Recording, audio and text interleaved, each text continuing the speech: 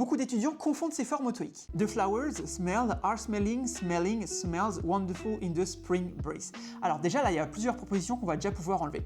Déjà, smells, on peut l'enlever parce que en gros, ici, the flowers, c'est la troisième personne du pluriel, ok?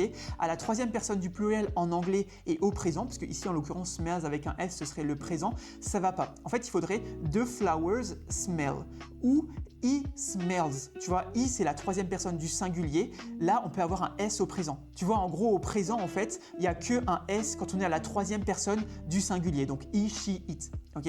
Donc là, ici, on est au pluriel, donc ça va déjà pas. Ensuite, on peut aussi enlever smelling parce que ici, il manque quelque chose. Il manque are smelling, tu vois? Parce que ici, en gros, on cherche un verbe dans l'idée. On cherche un verbe et ici, en fait, smelling comme ça n'agit pas en tant que verbe. Ok? Il faudrait are smelling, is smelling, he is smelling, quelque chose comme ça. Donc là, déjà, celui-là, il va pas par rapport à ça. Donc, il nous reste are smelling ou smell.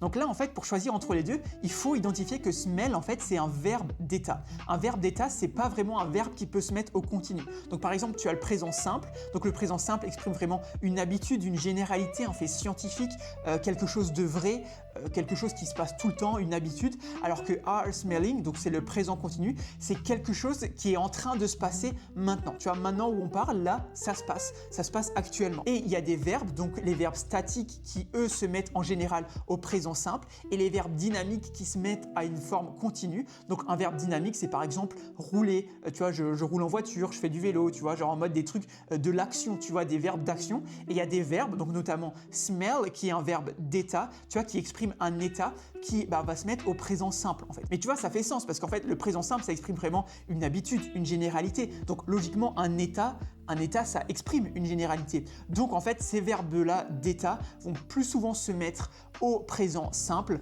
que au présent continu. Et ici, c'est le cas parce que smell, c'est un verbe d'état. Donc, on va choisir plutôt le présent simple plutôt que le présent continu par rapport à tout ça. Et voyons si c'était bien ça. Et puis, c'était bien ça. D'ailleurs, si jamais tu veux le cours sur tous ces verbes statiques et dynamiques, parce qu'en gros, dans les verbes statiques, tu as plusieurs catégories et dans les verbes dynamiques, pareil, mets en commentaire, je veux le cours. Et puis, moi, je t'envoie ça 100% gratuitement. Je t'enverrai le lien en gros avec tout le cours qu'il faut pour le TOEIC. Et dans ce cours-là, tu retrouveras les verbes statiques et les dynamiques avec vraiment toutes ces catégories-là. Donc voilà, n'hésite pas à mettre en commentaire, je veux le cours et moi je t'envoie ça. Et puis si jamais tu veux t'entraîner pour le TOEIC sur la plateforme-là, c'est une plateforme qui est spécialement dédiée à l'entraînement pour le TOEIC. Tu peux aller sur www.top-students.com ou tu tapes sur Google Top Students TOEIC. Tu verras, ce sera un des premiers résultats. Donc va voir, c'est vraiment une plateforme qu'on a faite nous et qui est spécialement dédiée à l'entraînement pour le TOEIC. Donc n'hésite pas à aller voir. Et moi je te dis à demain du coup pour une nouvelle vidéo d'entraînement au TOEIC. Allez, ciao!